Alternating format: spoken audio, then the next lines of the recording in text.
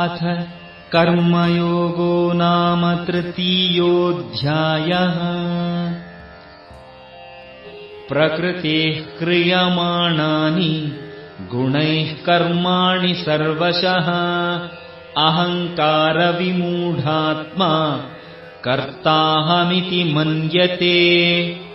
प्रकृतेः क्रियमाणानि गुणैः कर्माणि सर्वशः अहङ्कारविमूढात्मा कर्ताहमिति मन्यते।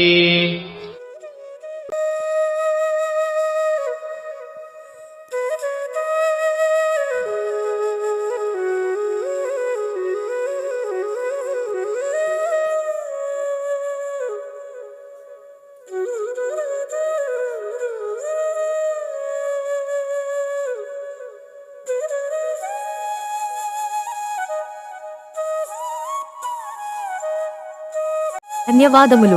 మన ఈ సనాతన హిందువు యూట్యూబ్ ఛానల్ రోజు ఒక భగవద్గీత శ్లోకం నేర్చుకుందాం అనే సిరీస్ ను మీరందరూ ఆదరించి సనాతన హిందువు ఛానల్ ను సబ్స్క్రైబ్ మరియు షేర్ చేస్తారని మనవి.